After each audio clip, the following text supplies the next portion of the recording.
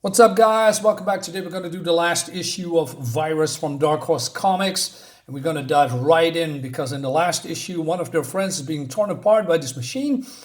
And it seems it can speak somehow.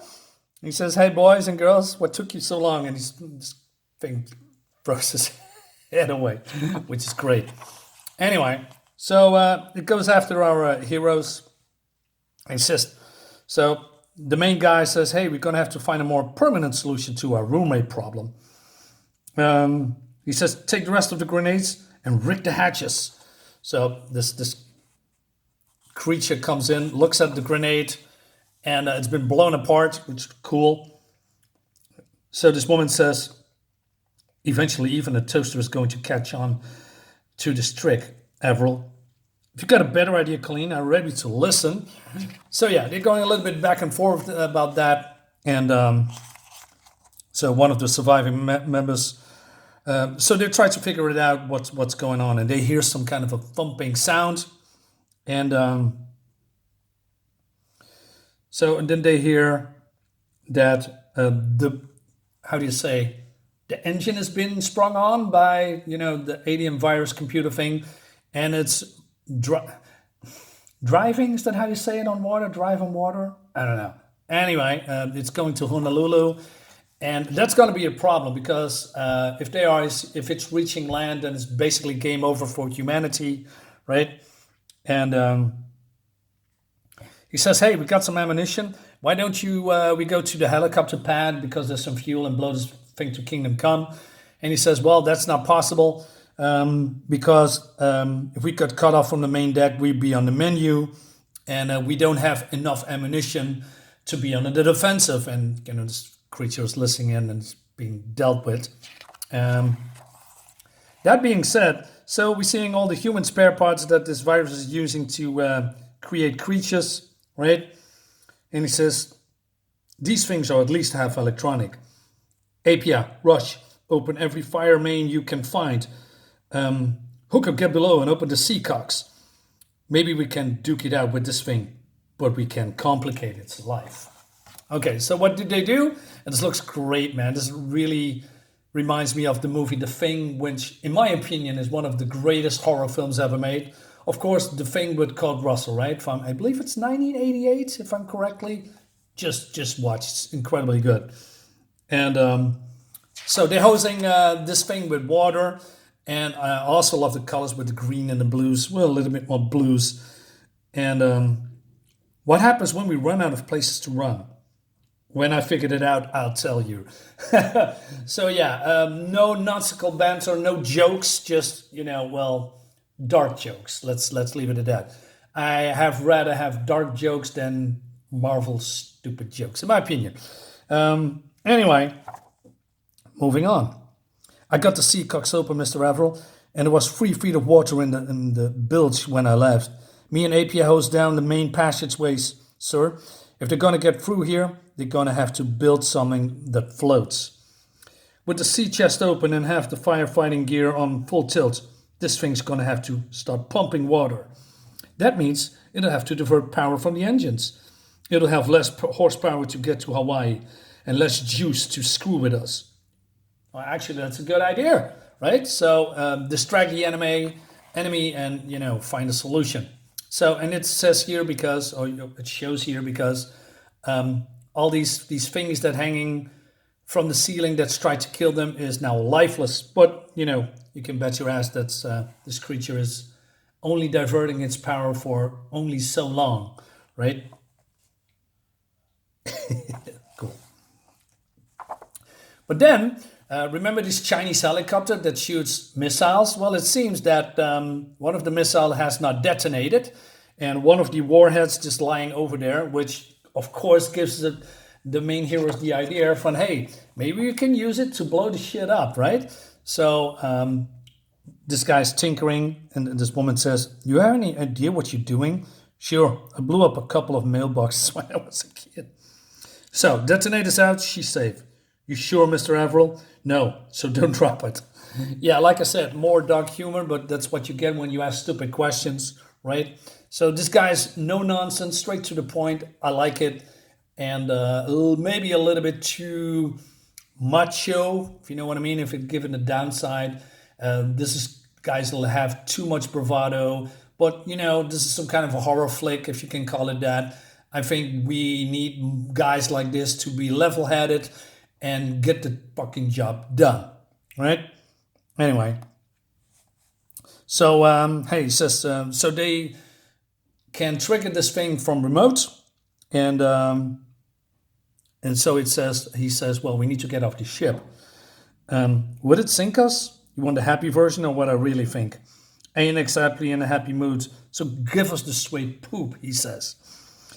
That's over 200 pounds of C4. This thing goes off in the middle of the vessel. It will break the back for sure. But don't tell me you have an idea. A very scary one, he says. So he says, if we can set up the warhead away from the center of the vessel towards the skin of the ship and lure that son of a bitch to us, we might able to blow it up and not go to the bottom ourselves. It would have got to get through the compartments we flooded and then right to the place we rigged the warhead. In order to do what we're going to need is bait. All right, so they are setting up some stuff here that's, try to, getting to detonate the warhead.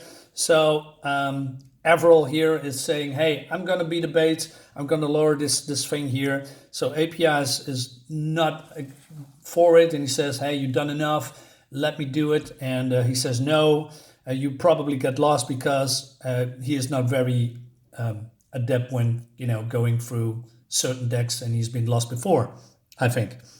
And so Averil goes, and then he hears a sound, right? And then, well, API is back, and he's following him.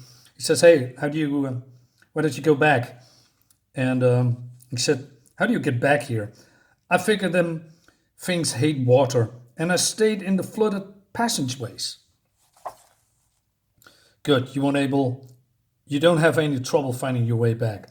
Actually, Chief, when I ran into you, I was lost. Idiot. So yeah, this guy comes out of the floor, shoots at them, and he says, hey, look at it this way. You're too skinny to carry both guns. Okay, you want to play hero? You take the point. Actually, sir, I don't want to steal any of your glory. So, Averil is throwing some kind of a grenade, and this thing is blowing up in its face, but of course, it's not dead.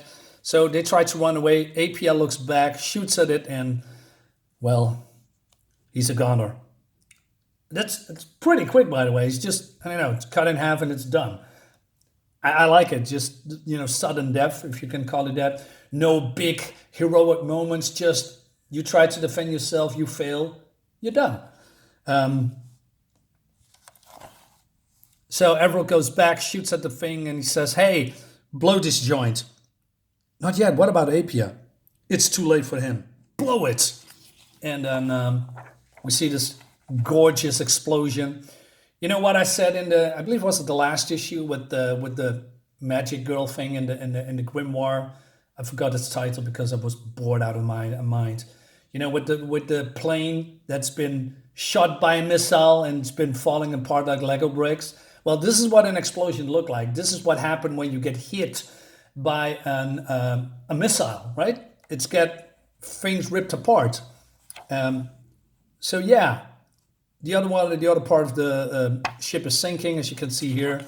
Then the monster comes and he wants to jump overboard, but then he's still hooked to the mainframe, and he falls into the water and sinks. So this guy says, "Yay, we did it! We killed it!" Yeah, that's what they all say in horror movies, and you know exactly what's going to happen next. So it comes out from the other side and rips into this guy like he's toast. But then Averil gets it too, and so this thing is ripping to the hull plates, and and this woman tries to save him, but she's getting smacked away like she's a fly, right? And then when everything is, about to go bad, she pulls this wheel, this crank, I guess, and then this creature turns around. And remember when, I believe in the first or maybe the second book, One of them members getting ripped to half because he wasn't careful enough, because of the anchor was falling. That's exactly what's happening here.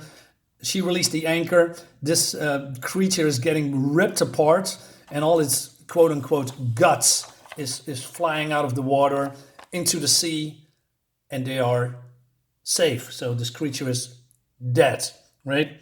But then, the rest is sinking too.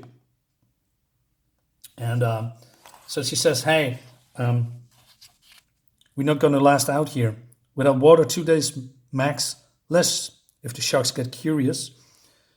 Did it occur to you that we need a miracle? I don't believe in miracles, but I do believe in helicopters. So yeah, conveniently, they're being safe, right? And where do you guys come from? And then says, hey, what's going on here? What happened to the Chinese ship? So he says, there's Chinese, American, and Russian destroyers bumping into each other all over the Pacific. Everybody's looking for that ship. You're damn lucky we found you. There's another storm coming. Yeah, okay. And this is the last page, because this is where the information of that, information about how these Chinese, sent a message into space, and then this creature came through this electronic device and, wreaking havoc on this Chinese ship. So yeah, it's not going to be another issue. So yeah, this is the end. And I think this is a fine ending. It reminds me a lot of, movie endings, because most of the time it's really felt like a movie ending. So yeah, overall, I'm pretty happy with this. I never saw the movie, by the way. I didn't even realize there was a movie until people in the chat told me so. I'm not going to watch the movie because I heard it's shit. So I'm sticking to the comics. Guys, let me know what you think about this. Thank you for watching as always. See you next time. Bye-bye.